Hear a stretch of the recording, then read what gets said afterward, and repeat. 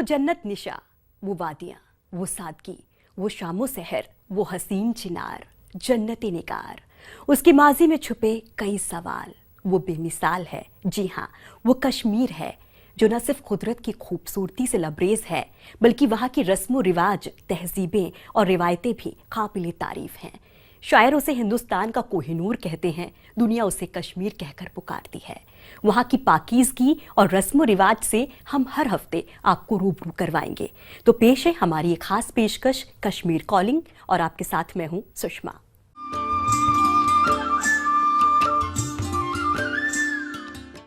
कश्मीर का रिवायती पोशाक अपनी कशीदाकारी और डिज़ाइन के लिए मशहूर रहा है।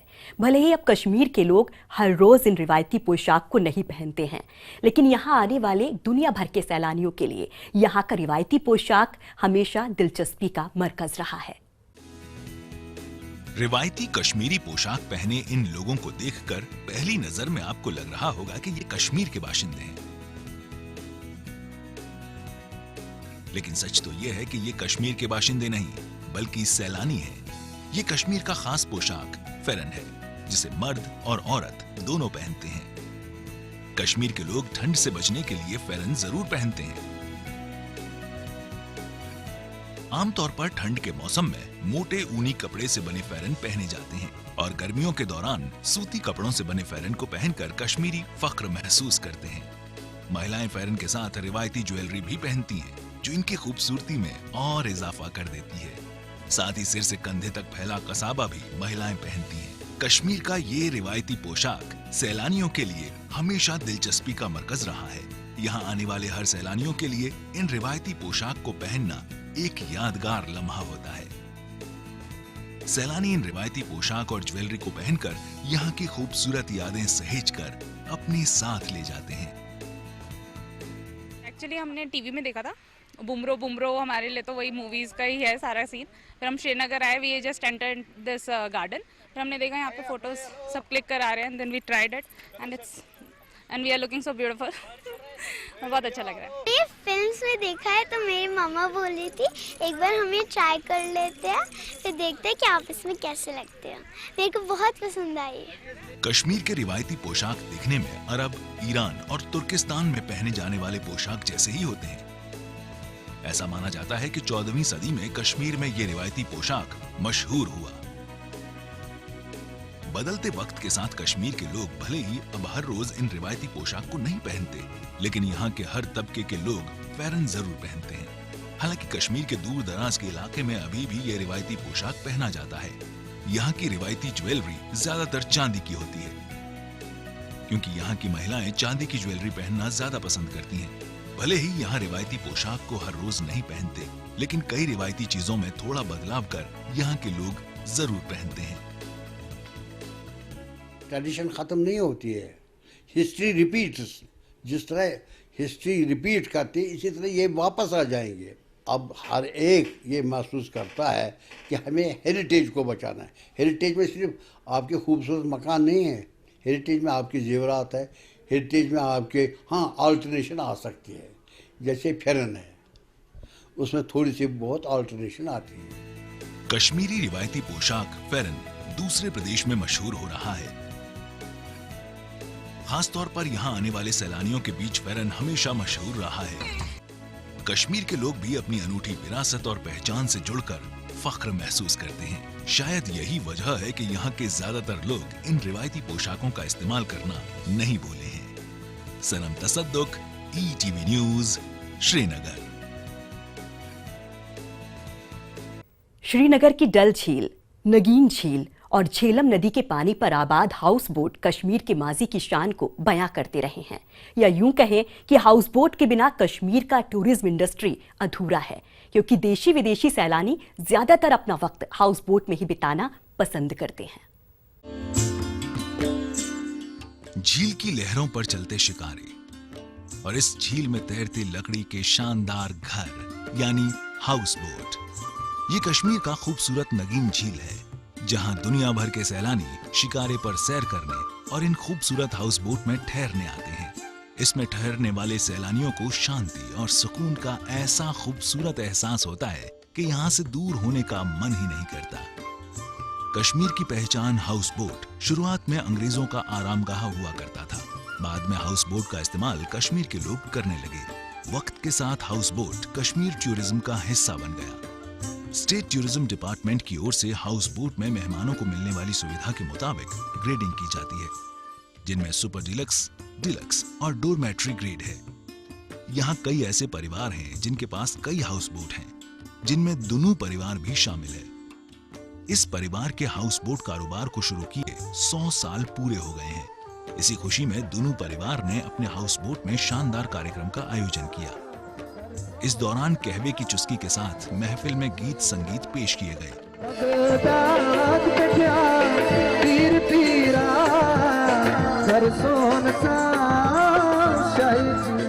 मोहम्मद सुभान दूनू का ताल्लुक इसी परिवार से रहा है, जिनके पास साल 1916 में हेनली नाम का पहला हाउस बोट हुआ करता था। मैंने अपने वालिद साहब से उनके साथ डिस्कशन किया और उनको बता दिया कि मुझे रिकॉर्ड्स चाहिए। तो उन्होंने जो रिकॉर्ड्स रखे थे मौजूद, उनके पास जो रिकॉर्ड था 1916 का, जो मरहूम मेरे परदादा का था, मोहम्मद सुभान दूनू का। तो मुझे वो लगा कि वो बड़ा एंथेटिक है और प्रूफ भी है एज इन रिकॉर्ड्स। तो फिर मैंने 1 साल तक इस पे होमवर्क किया और फाइनली आज की डेट में हमने इस जो ये 100 साल है मुकम्मल कर दिया। मैंने उसको सब दे दिया डेट। मेरा दादा था, उसका मेरा बाप था, उसका भी दे दिया, किस वक्त में क्या किया उन्होंने, और बोट कौन सा दे दिया था उसको बाप ने, उसको हम देखभाल करता था। देवदार की लकड़ी से बने हाउस बोट में ठहरना सैलानियों के लिए किसी ख्वाब के सच होने जैसा है, क्योंकि ये किसी शानदार होटल की तरह तमाम सुविधाओं से लैस होता है। इसके आगे के बरामदे में लकड़ी की शानदार नक्काशी देखते ही बनती है, जबकि इसके कमरे में अखरोट की लकड़ी का खूबसूरत सोफा, कुर्सी और कई तरह के फर्नीचर और कढ़ाई किया हुआ शानदार पर्दा लगा होता है, जबकि सोने के लिए शानदार बिस्तर। यही वजह है कि हाउस बोट में ठहरने वाले सैलानी इसकी जमकर तारीफ करते हैं। इंडिया के कोई भी 5 स्टार होटल में पूछो या कोई भी दूसरे होटल में पूछो, जहाँ पे लोग किस तरह से रिस्पॉन्स देते हैं, लेकिन यहाँ पे जो चीज़ आपको है ना जिस तरह से प्रेम भाव से मिलती है, वो कहाँ पे भी कौन से भी 5 स्टार होटल में नहीं मिलेगी। हाउस बोट सैलानियों के ठहरने का पसंदीदा जगह तो है ही, साथ ही ये हाउस बोट कश्मीरी रिवायती दस्तकारी का भी बेहतरीन नमूना है। इसकी छत पर अखरोट की लकड़ी की शानदार नक्काशी और क्रेवल कशीदाकारी किए पर्दे लगे होते हैं। इस तरह हाउस बोट कश्मीर की माजी की शान भी है। सनम तसद्दुक, ETV न्यूज़, श्रीनगर। झील पर तैरती खूबसूरत हाउस बोट को दिखाने के बाद फिलहाल वक्त है एक छोटे सी ब्रेक का, लेकिन कहीं मत जाइएगा, क्योंकि ब्रेक के बाद आपको दिखाएंगे कश्मीर की शानदार अल्लामा इकबाल लाइब्रेरी।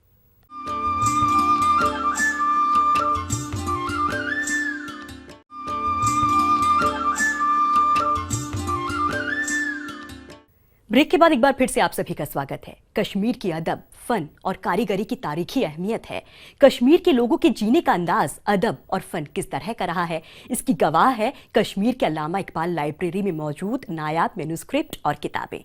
तो आइए आपको लेकर चलते हैं शानदार अल्लामा इकबाल लाइब्रेरी। यह है कश्मीर यूनिवर्सिटी का अल्लामा इकबाल लाइब्रेरी। ये कश्मीर घाटी की बेहतरीन लाइब्रेरी में से एक है। साल 1949 में कश्मीर यूनिवर्सिटी की बुनियाद रखे जाने के साथ ही इस लाइब्रेरी को भी बनाया गया। इसे यूनिवर्सिटी स्टूडेंट्स की बढ़ती जरूरत और स्कॉलर्स के रिसर्च में मदद के मकसद से बनाया गया। हमारी लाइब्रेरी टॉप लाइब्रेरीज में है। जो हमारी IIM Indian institute of management libraries हैं, जो पुरानी हैं इंडिया में, या हम IIT libraries, Indian institute of technology libraries हैं, उनके पैरेलल तो हम जा रहे हैं। इस शानदार लाइब्रेरी में तकरीबन 6.5 लाख किताबें हैं। इनमें कई नायाब किताब भी शामिल हैं। 16 हिस्सों में बटी इस लाइब्रेरी की देखरेख ट्रेंड मुलाजिम करते हैं। चारों तरफ किताबों से भरे इस लाइब्रेरी में आने वाले स्टूडेंट्स और स्कॉलर को यहाँ आकर काफी जानकारी मिलती है। रेयर बुक्स काफ़ी यहाँ पे 100 ईयर्स ओल्ड जो बुक्स हैं या उससे भी ज़्यादा बहुत सारी बुक्स हैं यहाँ पे। तो उससे क्या होता है कि उससे यहाँ पे मतलब काफ़ी जो यूज़र आते हैं यहाँ पे उनसे उनको काफ़ी फ़ायदा मिलता है यहाँ पे, जैसे कि मतलब एम्प्लॉयज़ आते हैं, जो स्कॉलर्स आते हैं, स्टूडेंट्स आते हैं, बहुत सारे डिफरेंस आते हैं यहाँ पे, बहुत सारे लोग आते हैं यहाँ पे। यहाँ कई पुरानी किताबों के साथ कई भाषा में नायाब मैन्युस्क्रिप्ट्स यानी पांडुलिपि भी हैं। 13वीं सदी से पहले के ये मैन्युस्क्रिप्ट्स ज्यादातर पारसी, संस्कृत और अरबी भाषा में हैं।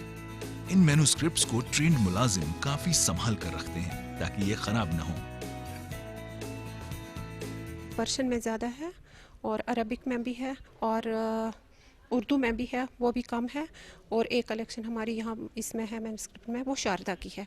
जो लवर्स होते हैं, शायकीन होते हैं या जिनको नीड होती है उसको यूज़ कर सकते हैं। ये जो मैन्युस्क्रिप्ट्स हैं बहुत ही बेशकीमती होते हैं, उनकी हैंडलिंग, प्रॉपर केयर और टेम्परेचर कंट्रोल, मेंटेनेंस, वो सब हमको ध्यान में रख के, क्योंकि हम यूज़र को ऐसी किताबें नहीं दे सकते कि वो सफ़े पलटते रहें। तो इस वजह से जो है हमको एक स्टाफ मेंबर जो वेल ट्रेंड हो इसमें हैंडल करने में मैन्युस्क्रिप्ट्स, तो वो भी यहाँ पे अवेलेबल हैं। इस लाइब्रेरी में मौजूद ये मैन्युस्क्रिप्ट न सिर्फ स्टूडेंट और स्कॉलर के लिए काफी फायदेमंद है, बल्कि इस लाइब्रेरी की शान भी है। लिहाजा अब इन मैन्युस्क्रिप्ट का डिजिटल डॉक्यूमेंटेशन किया जा रहा है ताकि हर किसी को ये ऑनलाइन मुहैया हो सके। Parvez Bhat, ETV news, Srinagar. कुदरती खूबसूरती के साथ कश्मीर कई तरह के ड्राई फ्रूट्स की पैदावार के लिए भी जाना जाता है। खास तौर पर यहाँ की बेहतरीन क्वालिटी के अखरोट दुनिया भर में मशहूर हैं। अब यहाँ के कई लोग इस कारोबार में इजाफे के लिए वॉलनट प्रोसेसिंग यूनिट लगा रहे हैं। कश्मीर का पुलवामा जिला अखरोट की पैदावार के लिए मशहूर है। अब इस जिले में वॉलनट यानी अखरोट की प्रोसेसिंग यूनिट लगाई जा रही है। पुलवामा के संबूरा इलाके के रहने वाले एक किसान ने ऐसी ही पहल कर वॉलनट प्रोसेसिंग यूनिट लगाई है। खास बात यह है कि इस वॉलनट प्रोसेसिंग यूनिट में सिर्फ लड़कियां ही काम कर रही हैं। इसमें अखरोट की ग्रेडिंग की जाती है। इस काम को लड़कियां यहाँ बखूबी अंजाम दे रही हैं। हमने यहाँ 40 मुलाजिम लगाए हैं, 40 लड़कियाँ जो ये प्रोसेस करते हैं, पैकिंग करते हैं, तोड़ते हैं, ग्रेडिंग करते हैं और सब ये बाद में करने के बाद हम मुल्क के हर एक कोने में ये माल बेचते हैं, हर एक जगह जाता है। अखरोट को तोड़ते हैं, फिर हम ग्रेडिंग करते हैं, मतलब स्नो वाइट, इसके 5 ग्रेड होते हैं, snow white, light half, light amber, light का वाटर और ब्रोकन होता है, इसमें 5 ग्रेड होते हैं। कश्मीर में बेहतरीन क्वालिटी की अखरोट की पैदावार होती है। यही वजह है कि देश विदेश में यहाँ की अखरोट की काफी मांग है। सेब के बाद कश्मीर की अर्थव्यवस्था में अखरोट की पैदावार का अहम रोल रहा है। बावजूद इसके पहले किसान प्रोसेसिंग के बिना ही अखरोट को दूसरे राज्य के बाजारों में बेचने को मजबूर थे, लेकिन पिछले कुछ साल से किसान कश्मीर में वॉलनट प्रोसेसिंग यूनिट लगा रहे हैं, जिससे अखरोट के कारोबार को बढ़ावा मिल रहा है। अब तो हम यहाँ से ही प्रोसेस करते हैं इसको, पूरी ग्रेडिंग 4-5 ग्रेड इसमें से निकलते हैं, नंबर 1, नंबर 2, इस तरीके से हम ग्रेडिंग करके मार्केट में देते हैं और मार्केट में इसका अच्छा रिस्पांस आता है। और सबसे बड़ी बात है कि हमें हमारी स्टेट को, कश्मीर प्रोविंस को टर्नओवर आता है, पैसा आता है, तो ये इसलिए मुझे बहुत अच्छा लगा। और सबसे बड़ी सेटिस्फेक्शन है मुझे कि मैं 40 वर्करों को रोजगार देता हूँ। राज्य सरकार की ओर से सेब जैसे फलों के कारोबार को बढ़ावा देने के लिए कई योजनाएं बनाई गईं, लेकिन अखरोट और बादाम जैसे ड्राई फ्रूट्स के कारोबार को बढ़ावा देने के लिए सरकार ने कोई कदम नहीं उठाया है। ऐसे में अब किसान अपने बलबूते पर अखरोट इंडस्ट्री को बढ़ावा देने के लिए प्रोसेसिंग यूनिट लगा रहे हैं, जिसकी बदौलत दूसरे राज्यों के कारोबारी कश्मीर आकर प्रोसेसिंग की गई अखरोट खरीद रहे हैं। क्योंकि दूसरे राज्यों से आए कारोबारियों का भी मानना है कि कश्मीर घाटी के अखरोट की क्वालिटी सबसे बेहतर है। यहाँ का वॉलनट्स काफ़ी मशहूर है दूसरों की अपेक्षा में। बाहर से भी आता है, फॉरेन से भी आता है वॉलनट, पर उसकी क्वालिटी बहुत कमज़ोर रहती है। यहाँ का अपना इंडियन वॉलनट्स काफ़ी फेमस है और टेस्ट भी काफ़ी इसका अच्छा होता है। भले ही राज्य सरकार ने अखरोट की पैदावार बढ़ाने के लिए काफी पहले इसके पेड़ की हिफाजत के लिए कानून बनाया है। इसके तहत अखरोट के पेड़ काटने पर पाबंदी है, लेकिन अब अखरोट के कारोबार को बढ़ावा देने के लिए कश्मीर घाटी में और ज्यादा वॉलनट प्रोसेसिंग यूनिट लगाना भी समय की मांग है। इससे न सिर्फ अखरोट के कारोबार को और बढ़ावा मिलेगा, बल्कि लोगों को रोजगार भी मिलेगा। Bilal Khan, ETV news, Pulwama. तो कश्मीर के बेहतरीन क्वालिटी के अखरोट का कारोबार दिखाने के बाद फिलहाल वक्त है एक और छोटी सी ब्रेक का, लेकिन कहीं मत जाइएगा क्योंकि ब्रेक के बाद आपको मिलवाएंगे एक ऐसी गायिका से जो अपनी दिलकश आवाज से दुनिया भर में कश्मीरी मौसीकी को पहचान दिला रही हैं।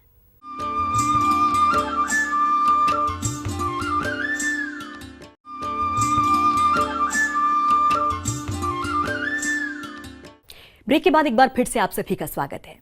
वादी कश्मीर की लड़कियां मुख्तलिफ शोबों में अपनी मेहनत से अलग मुकाम हासिल कर रही हैं, जिनमें गायिका महमीद सईद भी शामिल हैं, जो न सिर्फ कश्मीरी गायिका के तौर पर अपनी पहचान बना चुकी हैं, बल्कि अपनी म्यूजिक ग्रुप IBM के साथ दुनिया भर में कश्मीरी मौसीकी को पहचान दिला रही हैं।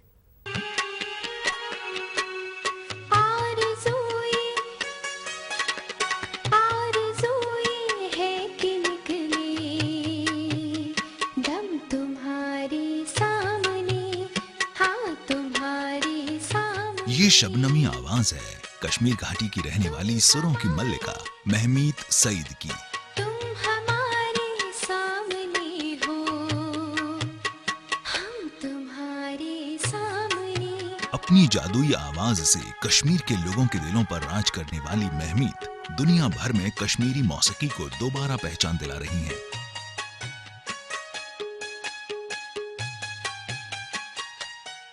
कश्मीर घाटी के जाने माने परिवार से ताल्लुक रखने वाली 28 साल की महमीद को संगीत विरासत में मिला है।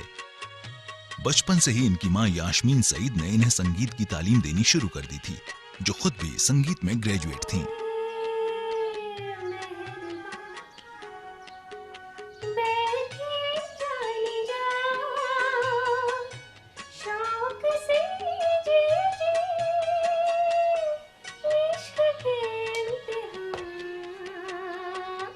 अपनी मां से संगीत की शुरुआती तालीम हासिल करने के बाद महमीद ने कई जाने माने संगीतकारों से भी संगीत की तालीम ली।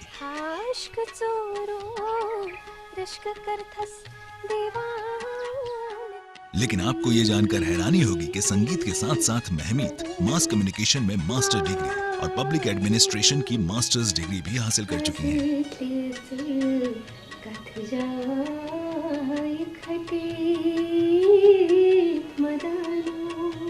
साल 2003 में अपनी माता पिता की मदद से महमीद ने गायिका के तौर पर पहली बार श्रीनगर के टैगोर हॉल में अपनी आवाज का जादू बिखेरा। महमीद के लिए गायिका के तौर पर कश्मीर में मुकाम हासिल करना आसान नहीं था, लेकिन माता पिता का पूरा साथ मिलने से इनकी सारी मुश्किलें दूर होती चली गईं। मेरा टारगेट सिर्फ म्यूज़िक था और सबसे बड़ी बात ये थी कि मेरी फैमिली खड़ी थी, जिन्होंने मुझे हर टाइम, हर स्टेप पे, हर कदम पे सपोर्ट किया। मुझे हर एक से एनकरेजमेंट मिली, फ्रेंड्स से एनकरेजमेंट मिली, रिलेटिव से एनकरेजमेंट मिली, जस्ट बिकॉज क्योंकि मेरी फैमिली, मेरी मामा जो कि खुद एक म्यूज़िक ग्रेजुएट थी खुद भी, और उन्होंने मुझे काफ़ी सपोर्ट किया है इस फील्ड में आने के लिए। आहिस्ता आहिस्ता कश्मीर में महमीद की पहचान एक बेहतरीन गायिका के तौर पर होने लगी।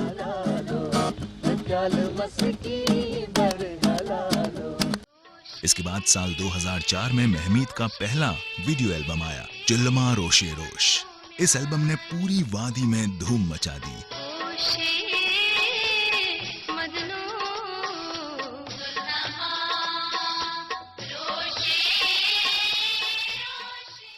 मौसीकी के हर रंग में गाने का हुनर रखने वाली महमीद की मुलाकात इसी दौरान गायक इरफान और बिलाल से हुई।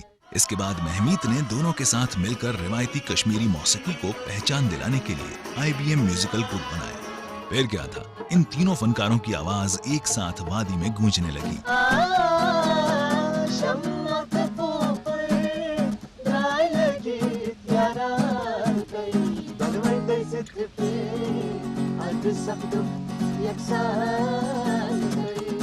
और साल 2015 में अमेरिका के न्यूयॉर्क और वॉशिंगटन DC में IBM म्यूजिक ग्रुप को पहला कंसर्ट करने का मौका मिला, जहां कश्मीरी मौसीकी के शौकीनों से इन्हें खूब वाहवाही मिली। इसके बाद तो IBM म्यूजिकल ग्रुप के दुनिया भर में कई कंसर्ट्स ऑर्गेनाइज होने लगे। लोग मिले शर्ट में, तो फिर हमने थोड़ा, मैंने बजाया, इसने गाया, इसने बजाया, मैंने ऐसे ऐसे करके थोड़ा आगे बढ़े। घर वालों का उस टाइम कोई सपोर्ट नहीं था, तो बीच में एक टाइम आया तो महमीद भी मिल गई, स्कूलिंग के टाइम पे। तो आपस में जान पहचान हो गई, इसने भी अपने हिसाब से कंटिन्यू किया, हम लोगों ने भी कंटिन्यू किया, आगे आगे बढ़ते गए। तो एक टाइम ऐसा आया अल्लाह की तरफ से, आज IBM नाम से हम लोगों को पहचानते हैं सब। फिलहाल और मेरी तो खुदा के फजल करम से हमारी अंडरस्टैंडिंग बहुत अच्छी थी नेचुरली, और फिर महमीद का भी आना, फिर उसके बाद वो मिक्सअप हो जाना। गलतियाँ होती हैं, वो कोई परफेक्ट, मेरे ख्याल से इस दुनिया में कोई परफेक्ट नहीं है, और गलतियों से इंसान सीखता है। जैसे मुझे ये करते थे, कॉर्ड को मतलब कॉर्ड गलत हो गया, ऐसे हुआ वैसे हुआ, फिर बाद में ये करेक्ट करना पड़ता है हमें। महमीद 2500 से ज्यादा गाने गा चुकी हैं, लेकिन इन्हें कश्मीरी मौसीकी ज्यादा पसंद है। महमीद की कोशिश अपने म्यूजिकल ग्रुप के साथ मिलकर रिवायती कश्मीरी मौसीकी को फिर से नौजवानों की पसंद बनाने की है।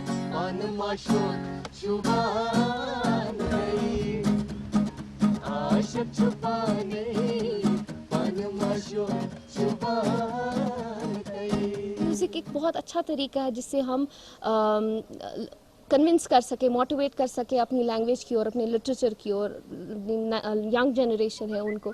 सो इसीलिए हमारा ये है कि म्यूज़िक के थ्रू अगर हम जो इसके अगेंस्ट हैं, जो इस चीज़ को पसंद नहीं करते हैं, वो भी इस चीज़ को पसंद करें और हमें सुने, और अपनी नई जनरेशन को भी मोटिवेट करें कश्मीरी बोलने पे और कश्मीरी लाइक करने पे।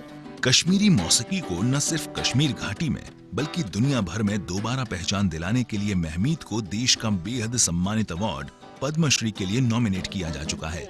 इतना ही नहीं, बॉलीवुड फिल्म में भी महमीद गाने गा चुकी हैं, लेकिन महमीद अभी भी पूरी शिद्दत से कश्मीरी मौसीकी को दुनिया भर में पहचान दिलाने में जुटी हैं। Sanam Tasadduq, ETV news, Srinagar.